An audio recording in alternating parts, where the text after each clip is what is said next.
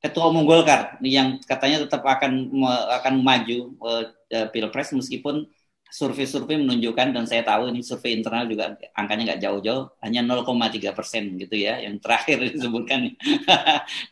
dan kemudian Erlangga kemarin kelihatannya juga tetap firm dia maju, apalagi dia bilang terima kasih karena sekarang elektabilitasnya merangkak naik. Bayangkan 0, saja merangkak naik itu karena dibantu baliho oleh para pengurus-pengurus di daerah.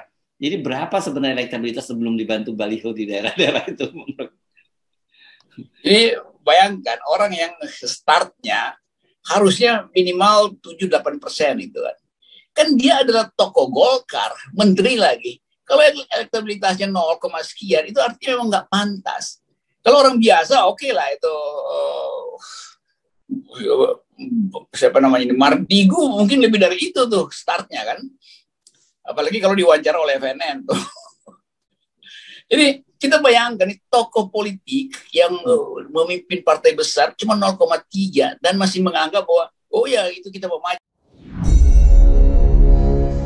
Mak dek jantung ini ketika Om Rocky ngomong tadi. Dia itu punya lidah api. Kalau ucapannya sudah terlontar, ntar nyalon beneran dan jadi itu si Mardigu. Bagaimana Om Rocky? Lah kan repot para all mind. Menurut pendapat saya pribadi nih ya, seperti nanti di tahun 2024, perpolitikan itu bukan masalah calon atau individunya siapa lagi deh. Yang lebih penting adalah konsep bernegaranya dan siapa saja tim di belakangnya yang mendukung dirinya. Kita mencontoh negara demokrasi Amerika.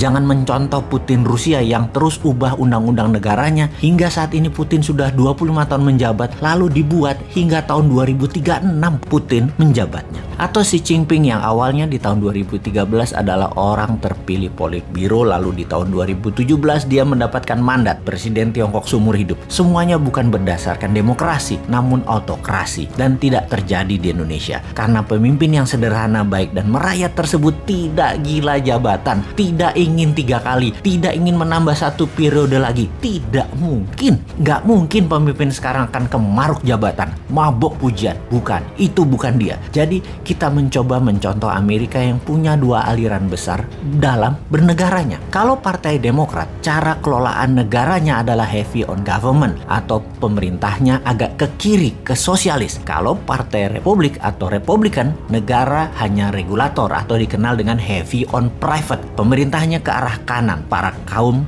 kapitalis. Di sini kita melihat calonnya siapa dan membawa alirannya apa. Kalau Partai Demokrat pasti naikin pajak, namanya juga sosialis. Kalau Partai Republik pasti turunin pajak, namanya juga heavy on private atau swasta. Kembali ke komen Om Rocky, maka 7 presiden yang telah lalu ditambah 10 calon yang ada di pajangan 2024 adalah model kiri, model sosialis. Dan untuk pertama kalinya ada calon si Sontoloyo ini yang dari kelompok New Mind menggagas ke arah kanan, heavy on swasta, ke arah pajak turun dan ke arah membela UKM 100%. Jujur, belum pernah ada. Jadi bagaimana kalau konsep New Mind didiskusikan terlebih dahulu? Kalau memang tidak diterima, ya buat apa dimajukan? Bener nggak? Sontoloyo apa pantes? Itu harus dibongkar dulu. Sungguh, di setiap pejabat negara atau pemimpin negara pasti punya genre atau aliran di dalam mengelola ekonomi negaranya. Ada negara liberal, sosialis, kapitalis ala Amerika, sosialis kapitalis ala Tiongkok, dan banyak lagi yang dimodif sana-sini sesuai dengan keilmuan pejabatnya. Kita coba fokuskan. Dalam pemerintahan yang sudah berjalan 3 presiden terakhir di Indonesia ini atau 20 tahun terakhir ini, posisi ekonomi bernegara masih mementingkan upper of pyramid atau elitis. Ini membuktikan bahwa di sisi ekonomi 3 pemerintahan terakhir mengadopsi sosialis elitis ala Partai Demokratnya Amerika dan ala komunis Tiongkok. Jadi dari kacamata awam, kita lihat para calon 2024 mulai dari oposisi, juga incumbent termasuk Pak Jokowi yang katanya sangat minat menjabat 3 kali walau saya katakan nggak mungkin karena beliau orang baik dan tidak rakus jabatan. Juga para gubernur yang akan menari di tahun 2024, para tokoh politik kental sekali dengan 3 genre terakhir politik selama 20 tahun terakhir alias sosialis elitis. Sosialis elitis adalah pro BUMN dan pro elitis membela oligarki. Di antara semuanya tidak ada yang seperti New Mind yang pro kapitalis bawah, kanan bawah, mendukung UKM,